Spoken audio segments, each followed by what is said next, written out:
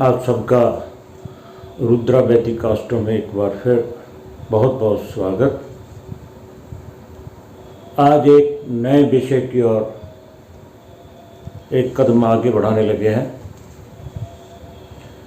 कुछ एक विषय अभी बीच में ही चल रहे हैं, जैसे पितृदोष में हमने मातुल्य दोष तक किया, पितुल्य शाप तक, ब्रह्म शाप, प्रेत शाप और पत्नी शाप, अभी वो भी साथ साथ चलेंगे। परंतु कुछ एक सज्जनों की रिक्वेस्ट कह दीजिए या आग्रह किया उन्होंने कि हमें मुहूर्त के बारे में ज़रूर बताइएगा, क्योंकि ज्योतिष आज के समय में हर कोई करता है। ज्योतिष इतना मुश्किल नहीं और उसको अपने आप से ही एक आसान मेथड अपना लिया जाता है। कुछ एक बातें बताकर अस्त बकरी ऊंच नीच या कुछ एक चीज़ों का ज्ञान लेकर उसके साथ उपाय बता दिए जाते हैं। परंतु जो आज का विषय है मुहूर्त, ये हर एक के बस की बात नहीं। जब आप मुहूर्त की बात करोगे तो आप जो विद्वान हैं, जो इस विषय के ज्ञाता हैं, जिन्होंने अपना जीवन लगा दिया संघर्ष करते हुए, उनके लिए तो कोई प्रॉब्लम नहीं, वो तो आपका सही मार्गदर्शन करेंगे। परंतु जो ऊंच नीच अस्त बकरी की बात करके आपको उपाय बता देंगे, मुहूर्त उनके बस की बात नहीं है। मुहूर्त एक गहरा ज्ञान है, गणित का विषय है। गणित की बात हम बाद में करेंगे। मैं आपसे जो शुरुआत करने जा रहा हूँ कि ये है क्या मुहूर्त, इसका समय कितना होता है, इसमें किन किन चीज़ों को लिया जाता है, और आप बिना पंचांग के कैसे कम से कम किसी का मार्गदर्शन कर सकते हैं, मुहूर्त निकाल कर दे सकते हैं। अगर आपके पास पंचांग भी नहीं है तो भी आपको इतना ज्ञान होना चाहिए कि आप उसको थोड़ी बातों में ज़्यादा रास्ता दिखा सकें। मुहूर्त हर चीज़ के लिए है, अच्छे कामों के लिए भी है, बुरे कर्मों के लिए भी है। आप कहोगे बुरे कर्मों के, हाँ, मुहूर्त बुरे कर्मों के लिए भी होता है। परंतु अगर कोई डाका डालने जाए, हम उसको मुहूर्त बता दें कि इस मुहूर्त में आप डाका डालो तो आप पुलिस की गिरफ्त में न आए, तो हम भी उसके भागीदारी हो गए। जो कंसी पायरेसी रची गई उसमें हमारा भी हाथ हो गया, तो हम वो नहीं काम करते। शुभ कार्य के लिए, शुभ कार्य, चाहे आपने मकान बनाना है, नींव खोदनी है, चाहे मुख्य द्वार कराना है, चाहे लेंटर डालना है, गृह प्रवेश करना है, गाड़ी लेनी है, कोई भी अच्छा कार्यक्रम, विवाह करना है, आप देखते हैं कुंडली गुण बना लिए जाते हैं, ग्रह बना लिए जाते हैं। मुहूर्त अच्छे जो परिवार हैं, अच्छे जो लोग हैं, वो मुहूर्त का पालन करते हैं। सब कुछ कुंडली मिलने के बाद, ग्रह मिलने के बाद फिर भी विघ्न क्यों आ जाता है शादीशुदा कपल में? क्योंकि आपने जो शादी की, आपने जो आनंद कारज या लामे फेरे जो भी है ना, निकाह वगैरह किया, उसका सही जो समय था उसका पालन नहीं किया, जिसके कारण फिर भी विघ्न आने लगते हैं। सो मुहूर्त, अगर कोई आपसे पूछता है कि कौन सा काम कब करना चाहिए, तो उसका गणित का विषय है गहरा हर एक के पास की बात नहीं है मुहूर्त, परंतु फिर भी आप कुछ एक ऐसे योग हैं जिनको मुख्य रखकर आप उनको बता सकते हैं, अगर ऐसा ऐसा हो जाए, ये तिथि वार नक्षत्र ये मिल जाएं तो आप कर सकते हैं। जो समय है उसका भी निर्णय हो सकता है। सबसे पहले ये मुहूर्त जो है, मैं जो आपको यहाँ शुरू करने जा रहा हूँ, मैं मुहूर्त चिंतामणि, बृहद ज्योतिषार, मुहूर्त राज, बृहद होराप्राशर, इन सभी के आधार पर मैं जो शुरू करने जा रहा हूँ। मुहूर्त के लिए जो ये सबसे पहले श्लोक दिया गया है, जो आप ज्योतिष बृहद ज्योतिषार में देख के मुहूर्त चिंतामणि में भी देखोगे, सभी कहीं आपको ये श्लोक मिलेगा। भारतीय ज्योतिष नाम की पुस्तक है, उसमें भी मिलेगा, सभी में मिलता है। जो भी मुहूर्त की बात करते हैं तो ये इससे पीछे नहीं हटते।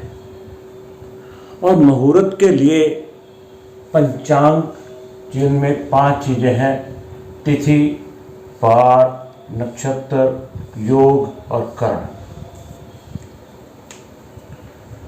बहुत से आज के जो नए ज्योतिषाचार्य हैं, अगर उनसे योग की बात करें या कर्ण की बात करें, कर्ण क्या होते हैं, कितने होते हैं,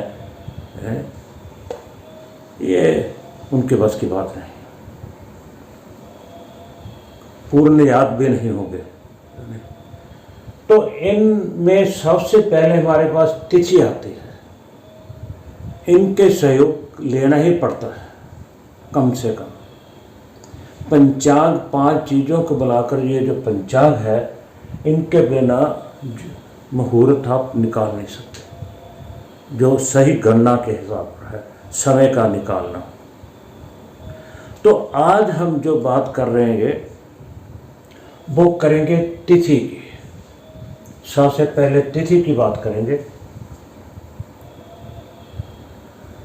श्लोक यही है, तिथिशो अग्नि वृद्धि गौरी गणेशो अहिं गुरो रवै शिवो दुर्गंत को विश्व हरे कामय शिवय शशि। ये सभी तिथियों के जो देवता हैं उनके नाम हैं इस श्लोक में। जो मैंने ये तिथियां लिखी हैं 1 से लेकर 15 तक, 15 तिथियां हैं शुक्ल पक्ष की और 15 ही कृष्ण पक्ष की। इसमें कोई ज़्यादा कम नहीं होती। महीना कोई 30 का या 31 का या 29 का या 28 का नहीं होता। ये 30 की 30 तिथियां हैं, जिनमें 15 तिथियां शुक्ल पक्ष की और 15 तिथियां कृष्ण पक्ष की हैं। प्रतिपदा, द्वितीय, तृतीय, चतुर्थी, पंचमी, षष्ठी, सप्तमी, सभी इनके नाम हिंदी, संस्कृत, दूसरी भाषाओं में अपनी अपनी भाषा में, जैसे पंजाबी में एकम, दूज, तीज, चौथ कहते हैं, ऐसे लिए जाते हैं। और इन तिथियों के कोई ना कोई देवता है जो मैंने इन तिथियों के आगे लिख दिया है, और यही नाम जो है यहाँ इस श्लोक में दिए गए हैं। आप मुहूर्त चिंतामणि में ही पढ़ सकते हैं, बृहद होरा शास्त्र, बृहद ज्योतिषार में भी, भारतीय ज्योतिष में मुहूर्त राज, कोई भी पुस्तक ले लो उसमें ये होंगे। कोई ज़्यादा मुश्किल की बात नहीं है, क्योंकि तिथियां जो हैं 15 ही हैं।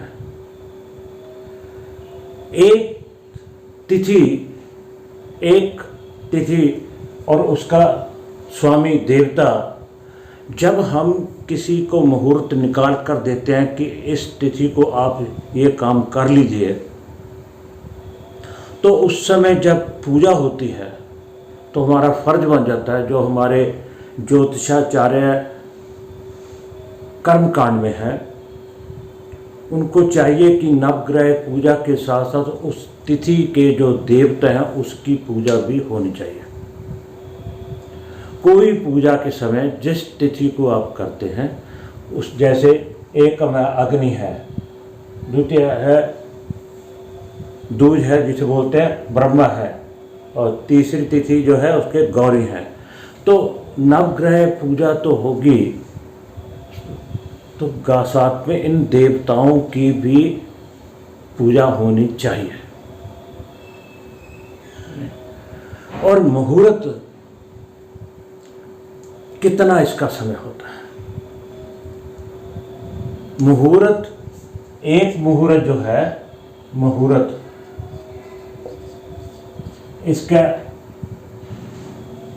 2 घटी का पंजाबी 2 घड़ियां भी कह देंगे, और एक घटी जो है 24 मिनट की होती है, 24 मिनट की होती है। पर कहीं इनको 2 भी जाए, 4 घटी का भी कहा गया है। ये सब उनके अपने अपने विचार हैं। मैं जो बता रहा हूँ वो मुहूर्त 2 घटी का, 1 घटी में 24 मिनट होते हैं, यानी कि 48 मिनट का एक मुहूर्त होता है। ये लमसम है, एवरेज करके, आगे पीछे भी कैलकुलेशन करें, क्योंकि मैं गणित में नहीं पढ़ना चाहता। सीधे तौर पर अगर आप मेरी वीडियो को क्रम से देखेंगे और आसानी से आप जान पाओगे कि मुहूर्त क्या है बिना पंचांग के। आप कैसे किसी को बता सकते हैं, मगर आपको योग याद होने चाहिए। आज तिथि की बात करते हैं, आगे फिर योगों की बात भी करेंगे। तो इन जो 15 तिथियां हैं, इनमें कौन कौन सी देवता है, उन जिनकी पूजा साथ होनी चाहिए। एकम का जो पहली तिथि है प्रतिपदा, उसके देवता कौन है? अग्नि। दूसरे के ब्रह्मा, तीसरे के गौरी, चौथे के हैं गणेश, पांचवें के हैं नाग पंचमी जिसे सर्प, छठे षष्ठी के हैं कार्तिकेय, और सप्तम के हैं सूर्य, अष्टम के शिव, नवम के दुर्गा, दसम के यम, एकादशी के विश्वदेव, द्वादशी के विष्णु जी, हरि जिसे बोलते हैं, और 83 के काम, और 14 के हैं शिव यानी महादेव, और पंचमी तिथि जिसको अमावस भी आती है, एक पक्ष में एक पक्ष में पूर्ण आती है। दोनों के क्या हैं? शशि चंद्रमा, शशि शिव, काम हरि, विष्णु, दुर्गा, शिव, ये सभी इन देवताओं के नाम हैं तिथियों के अनुसार। तथीशो, उनके अकॉर्डिंग कहने का भाव यह है कि हमें अगर आप नाम याद रख सको तो अच्छा है। आप बता दो कि अगर आप कर्मकांड नहीं करते तो जिससे आप कर्मकांड करवाना चाहते हैं मुहूर्त दे दिया तो उसे आप आग्रह कर सकते हैं, कृपया अगर पंचमी की बात होती है सर्प की तो सर्प की पूजा भी करवाइएगा। षष्ठी के है कार्तिकेय की, सप्तमी की है शुक्र, अष्टमी की तिथि निकाली है तो शिव की, तो उसके अकॉर्डिंग आपको उस देवता की भी पूजा करनी चाहिए। तो पंचांग पांचों अंग तिथि और वार के योग से भी कोई मुहूर्त बनता है, तिथि और नक्षत्र का, तिथि बार नक्षत्र के मिलने से भी कोई योग बनता है। कौन कौन से बनते हैं और कैसे बनते हैं, इसकी चर्चा हम अगले पाठ में करेंगे। तो कृपया धैर्य के साथ अगर आप वीडियो को सीरियल वाइज देखेंगे, हाँ पीछे कुछ समय बिजी होने के कारण मैं इंडिया आया हुआ था, तो कुछ शेड्यूल ऐसा था कि बिजी था, मैं लगातार वीडियो नहीं दे पाया। तो अब कोशिश करूँगा कि पिछले जो चैप्टर रहते हैं पितृशाप के, जैसे ब्रह्म शाप, प्रेत शाप और पत्नी शाप, 3 शाप वो रहते हैं, और साथ में मुहूर्त ये भी चलेगा। और इसके साथ साथ जो जो आपकी रिक्वायरमेंट होगी उसके अनुसार करता जाऊंगा। सो आग्रह है कि कृपया पाठ को क्रम से पढ़ें। अगर आपने अभी तक वीडियो या मेरा चैनल सब्सक्राइब नहीं किया है, कृपया उसको लाइक और सब्सक्राइब जरूर करें, ताकि इसका फ़ायदा दूसरे जन जन तक पहुँचे, ताकि समय का सदुपयोग हो सके। जो मुहूर्त के बिना किया गया कोई भी कार्य अधूरा है। आप कितनी ही कुंडली मिला लें, कितने ही ग्रह मिला लें, अगर जो मेन काम है वो समय पे नहीं हुआ तो कोई ना कोई विघ्न आपको आगे जाकर देखने को मिलेगा ही। इस वीडियो में इतना ही। आप सबका बहुत बहुत धन्यवाद।